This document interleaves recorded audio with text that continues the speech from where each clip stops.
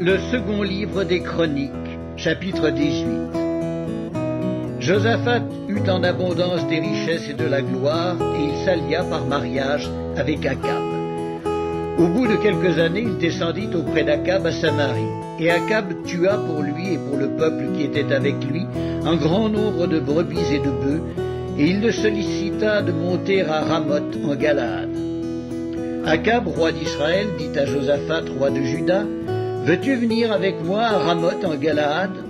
Josaphat lui répondit, « Moi comme toi et mon peuple comme ton peuple, nous irons l'attaquer avec toi. » Puis Josaphat dit au roi d'Israël, « Consulte maintenant, je te prie, la parole de l'Éternel. » Le roi d'Israël assembla les prophètes, au nombre de 400, et leur dit, « Irons-nous attaquer Ramoth en Galaad, ou dois-je y renoncer ?»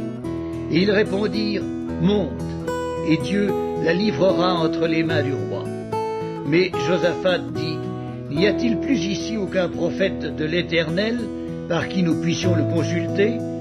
Le roi d'Israël répondit à Josaphat, « Il y a encore un homme par qui l'on pourrait consulter l'Éternel, mais je le hais, car il ne prophétise rien de bon, il ne prophétise jamais que du mal.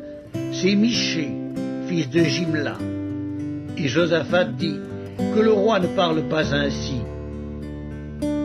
Alors le roi d'Israël appela un eunuque et dit, « Fais venir de suite Michée, fils de Jimla. » Le roi d'Israël et Josaphat, roi de Juda, étaient assis chacun sur son trône, revêtus de leurs habits royaux.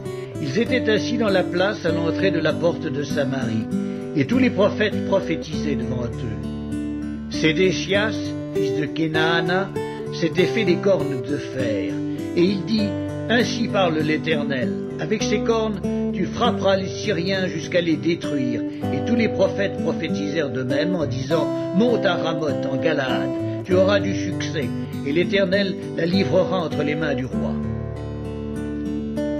Le messager qui était allé appeler Michée lui parla ainsi. « Voici, les prophètes d'un commun accord prophétisent du bien au roi.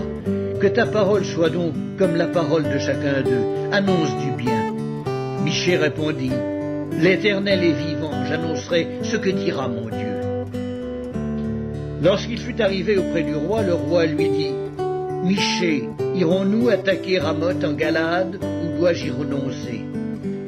Il répondit, « Montez, vous aurez du succès et ils seront livrés entre vos mains. » Et le roi lui dit, « Combien de fois me faudra-t-il te faire jurer de ne me dire que la vérité au nom de l'Éternel ?» Michée répondit, « Je vois tout Israël dispersé sur les montagnes comme des brebis qui n'ont point de berger. Et l'Éternel dit, « Ces gens n'ont point de maître, que chacun retourne en paix dans sa maison. » Le roi d'Israël dit à Josaphat, « Ne te l'ai-je pas dit, il ne prophétise sur moi rien de bon, il ne prophétise que du mal. » Et Michée dit, « Écoutez donc la parole de l'Éternel. J'ai vu l'Éternel assis sur son trône, et toute l'armée des cieux se tenant à sa droite et à sa gauche. Et l'Éternel dit, « Qui séduira Akab, roi d'Israël, pour qu'il monte à Ramoth en Galaad et qu'il y périsse ?» Ils répondirent, l'un d'une manière, l'autre d'une autre. Et un esprit vint se présenter devant l'Éternel et dit, « Moi, je le séduirai. » L'Éternel lui dit, « Comment ?» « Je sortirai, répondit-il, et je serai un esprit de mensonge dans la bouche de tous ses prophètes. » L'Éternel dit, « Tu le séduiras et tu en viendras à bout.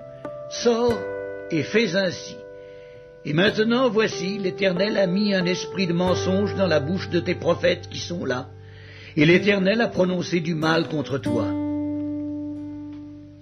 Alors Sédéchias, fils de Kenaana, s'étant approché, frappa Michée sur la joue et dit, « Par quel chemin l'Esprit de l'Éternel est-il sorti de moi pour te parler ?» Michée répondit, « Tu le verras au jour où tu iras de chambre en chambre pour te cacher. » Le roi d'Israël dit, « Prenez Michée et emmenez-le vers Amon, chef de la ville, et vers Joas, fils du roi. Vous direz, ainsi parle le roi. Mettez cet homme en prison et nourrissez-le du pain et de l'eau d'affliction, jusqu'à ce que je revienne en paix. » Et Michée dit, « Si tu reviens en paix, l'Éternel n'a point parlé par moi. » Il dit encore, « Vous tous, peuple, entendez. Le roi d'Israël et Josaphat, roi de Juda, montèrent à Ramoth en Galade.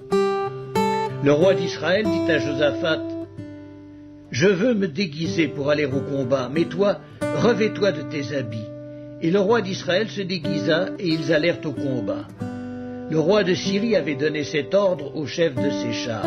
« Vous n'attaquerez ni petit ni grand, mais vous attaquerez seulement le roi d'Israël. » Quand les chefs des chars aperçurent Josaphat, ils dirent, « C'est le roi d'Israël. » Et ils l'entourèrent pour l'attaquer. Josaphat poussa un cri, et l'Éternel le secourut, et Dieu les écarta de lui.